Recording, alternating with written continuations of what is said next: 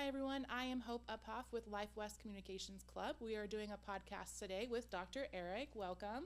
Hello. Hi. Thank Would you like to you. introduce yourself? Yeah, I'm Dr. Eric Blank. I live here in Omaha now and work at Radiant Life Chiropractic. Owner's Dr. Andrew Kammerman. I've been there for 7 years now and graduated in 2018 from Logan University. Awesome. Thank you for coming today. So we had Dr. Andy on our first episode of our podcast that we'll be releasing soon, and I hear there's some excellent updates from your office. Would you like to share about those? Yeah, it's very cool. So we have I'll just overview our process really quick because that gives us background for the new product that we're going to have. We're chiropractors, and we believe that chiropractic adjustment is the best way to influence the child's sensory system. So our focus is pediatrics, which I'm sure Dr. Andy talked a ton about. But we have a second step in our process, which is looking at life stressors, and we call those rocket fuels.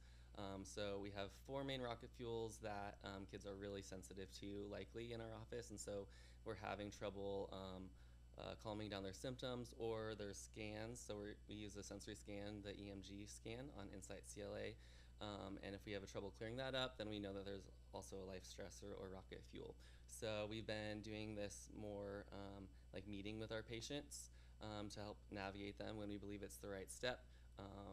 But we also want to give a resource for parents and families who are not part of our office, and give people a resource so they can start doing it on their own.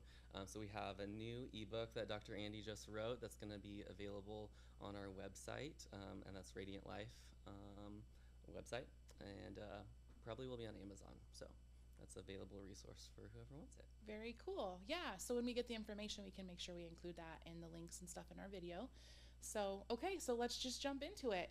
All right. Since we had Dr. Andy on, and he's the business owner, kind of the thing behind it, right? But you're also a very important part of the office. You're the second doc of the others.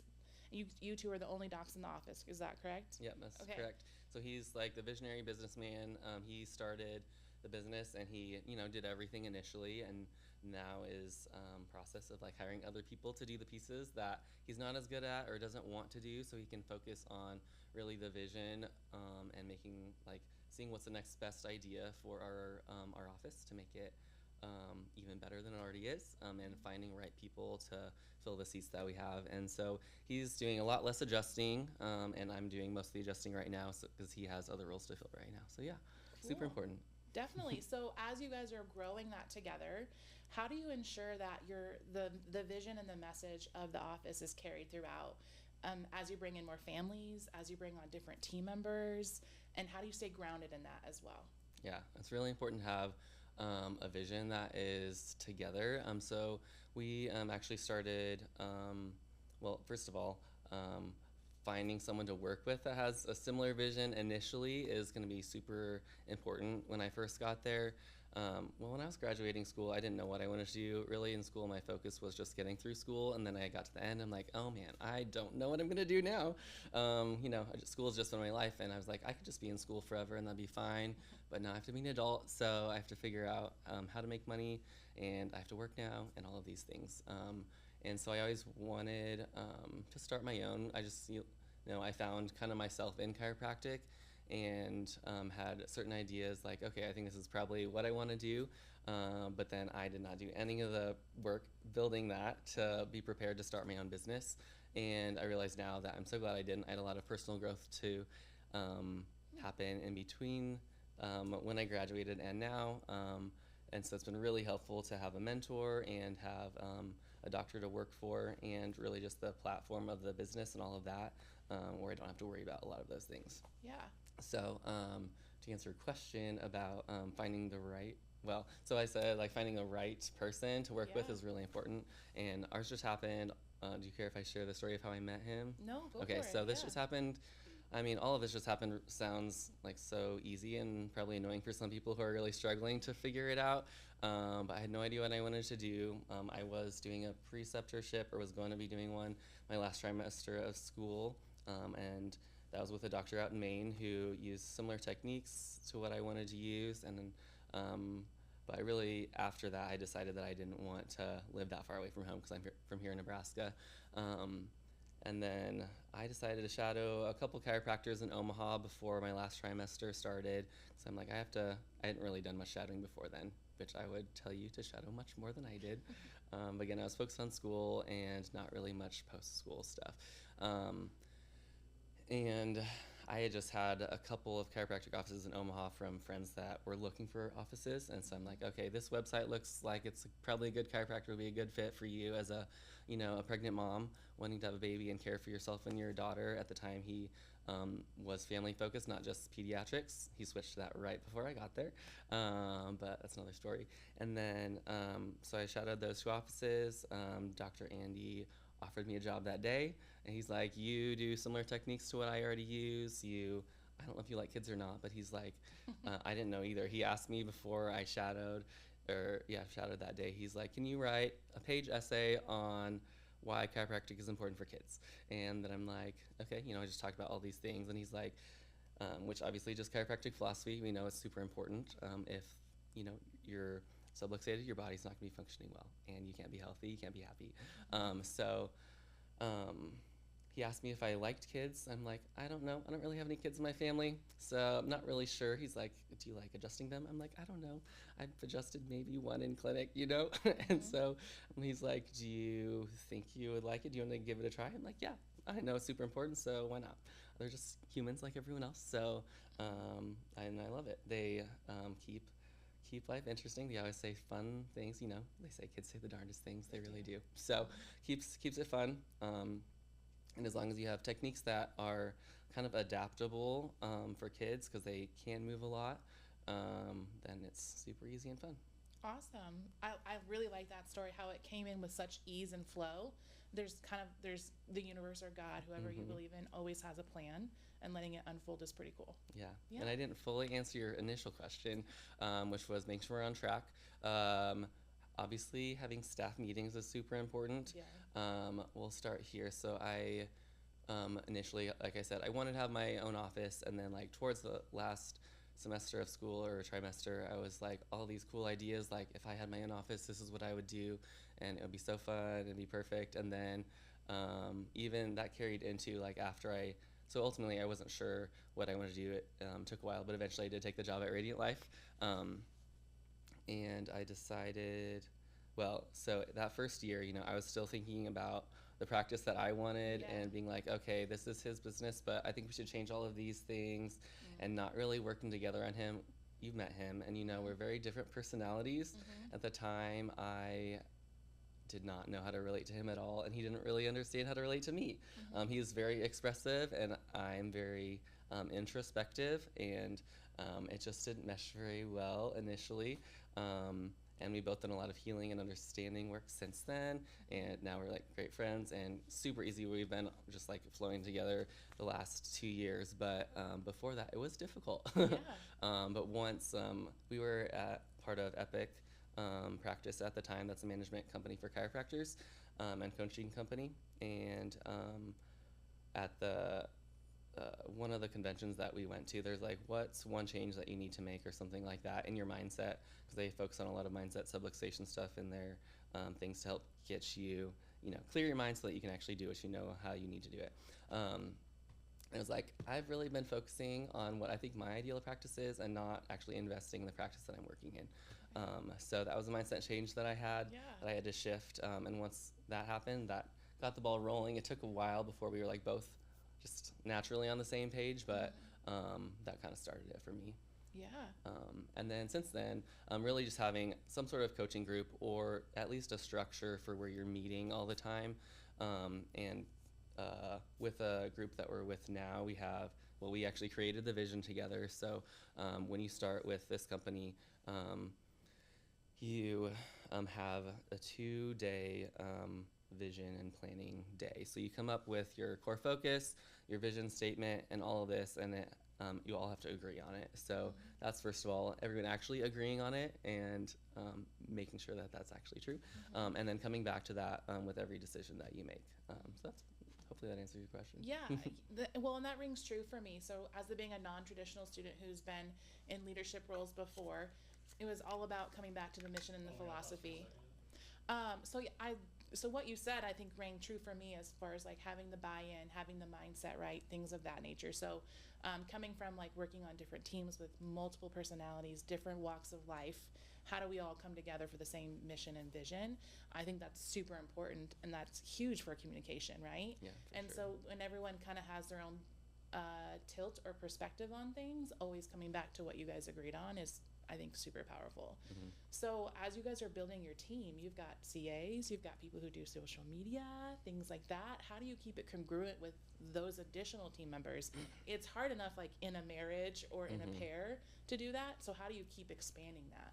Yeah, and so we've had a lot of changing staff over the last 2 years, but it is really hard. It depends on what backgrounds people come from. Really, the best staff that we've had have been current or former patients, people that know our culture already and have been part of the office. They've been through our care, they know the value of it, and they've experienced it. And so that's much easier for like a marketing person to market something that they've experienced. But I would say it is harder. Like chiropractors, I think, besides like the differing mindsets and techniques and things like that, hopefully you're hiring or you're being hired as someone who is congruent, or like a chiropractor, an owner may hire you because you bring something different to the table, as to fill in like a need in patient care that they don't specialize in. So as long as you know what the relationship looks like, I think working with chiropractors who at least have a philosophical understanding that's similar to yours is super easy to get on the same page with as far as what your company vision is. Sometimes I think it's harder for people who don't have experience either in a chiropractic office or specifically in your office to know what you're all about. But yeah, again, really just talking about it, talking about what issues are. Like if you're meeting as a team, you're like, okay, these marketing things really are not congruent with what our marketing statement is even. So just coming back to that, looking at CAs, we always love sharing wins and stories because that's how people hear about us. This is just a thought that came to my head. We can come back to it if you want to, but just like a pitfall of like early doctors, like shortly after you graduate, everyone is, so I did it a lot. Dr. Andy told me he did it all the time. When he had a new patient, he would spend like 2 hours with them trying to convince them why they should get chiropractic for their child. And really the consult is more about you listening to the patient and not convincing them of much. You like tell them what you do, like you know the science, you can give them some, but it's not like trying to use that to convince them most of the time. Sharing stories about like what actually has happened in your office, showing testimonials, all of those things, your personal story too. So if you, I didn't fully have a personal story with chiropractic when I graduated. My journey like in healing was just starting. I'd had a couple of cool things, like I'd had a heartburn growing up as a child. I'm like, I don't know, but that went away when I started getting adjusted, and a couple other things. But since then, my mental emotional health has really improved with chiropractic care and other holistic ways of looking at the body and working with the body's natural healing abilities and not trying to, cover up a symptom or something like that. So, so trying not to be the doctor, you are the doctor, but really you're facilitating healing for that person. So asking them questions to get them to come to understanding on their own, and just helping reassure them that you're the right place for them if you believe that you are, or referring them if you know that there's someone better to help them. Definitely. Yeah. Do you guys ever do like a temperature check, like just to make sure that like you guys are all on the same page? Like it might, like day to day you're just kind of going through the motions, it seems like it's flowing, but do you ever like stop and be like, okay guys, where's everyone at? How's everyone on their temperature meter? Are we where we should be, or do we need to like regroup here? So with our new system that we're using, so like a structured meeting system, we have up to 10 measurables in our business. So these are more stats related, like how many people we're seeing, how many wins we actually get recorded, how much money we're making each week, and some like leads and things like that. We know if those things are off, there's an issue that we need to get into. We also have what we call an issues list, so that if we see any issue, whether it's in communication with people or like, okay, we don't actually let's see, like, so currently a big issue we've had is actually getting leads on social media, which is the main way that we've been getting patients. So switching, like figuring out if it's something that we need to change on social media or if we really need to change focus to another avenue of marketing. So we've been trying to promote a little bit more internal marketing, especially to parents, things like that. So I don't know. As long as I think when you hire the right people, it just happens naturally. We have had people where it's not happening naturally, and that becomes an issue. And then that's where you have like your business structure, and that should be clear. Like this person's reporting to this person, and this is what they're supposed to be bringing to the table each week. And whatever position that is, let's say front desk, like in that role, they're supposed to be contacting the leads right now, and they're supposed to be scheduling scans and new patients, and they're supposed to be also sharing wins with people. Our current front desk person is also a scanner, so just making sure all of those things are happening. And yeah, so if they're not, we know there's an issue, and the person that they're reporting to should be holding them accountable to what they're supposed to be doing. And if not, then you have to figure out just what's like a wrong. domino effect from there. Yeah. Okay. Yeah. And so those things kind of just stick out, and then they kind of weed themselves out because it's not going with the other flow and culture of the office. Yeah, and often in staffing, people know they're a wrong fit eventually, and so you don't have to let people go as often. You give them a choice. You're like, you're not doing this. Do you think you're really good at this? They're like, no. And they're like, I should do something else. Okay. So. Yeah, definitely. Well, let's go back to the pitfall thing, because that's always something that we talk about as students, right? Like we hope that we're investigating and being curious, but we also want to make sure we don't burn ourselves out while we're in school, so that we have some gas in the tank when we get out of school. So like, yeah, do you want to expand on that? Yeah, a couple different things. First of all, I would recommend, unless you already are super healthy coming out of school, which is probably not true for most people. If they were healthy before school, after school it's just a big stressor. So taking some time, we had big stuff happen in our family, a death and different things. So I just missed being at home. I took 3 months after graduation and just lived with my family on the farm, helped them with some farm stuff before actually going into working every day. I work 5 days a week. We had 6 days before, but they were a little bit shorter, quite a bit shorter hours. So not terrible, but you don't want to just be busy all the time. I would recommend taking a break, which is super good to help yourself recover and just help integrate all of the knowledge that you've learned and accumulated over the time, and just be the person that you want to be so you can be the doctor you want to be. As far as other things, I had some other things, but I forgot. Okay. What was your question? Just more like common pitfalls or things. Oh, yeah. So as a new doctor, I felt really inadequate to tell patients, things. So I didn't have any experience specifically in our office. And so, it's totally fine to, as a new doctor, if you're an associate, or even if you're not, if you're working and you're like, you're the only one, and I need to go ask this other professional, this other doctor about this, because I don't know, I haven't experienced it enough, and that's totally fine. And so a lot of times, especially that first year, I was just like, I don't know, I'll have to ask Dr. Andy and see what he says. But also, when people ask you, most of the time, they are way less educated about what you're doing than they are. So just go with your gut. Know you've learned what you've learned, and you can give them what you know is true, and it will be good enough. Yeah, I think that's really important. Well, especially for me to hear, is like we took 3.5 years to learn all this stuff, so we do know something, and we're not inadequate. It's just feeling like your confidence, and that you can lead with that first, and be genuine with what you know. Yeah. So, yeah. Okay, thank you for that. Yeah. We've reached the end of our time, so before we sign off, let's tell people how to follow you guys.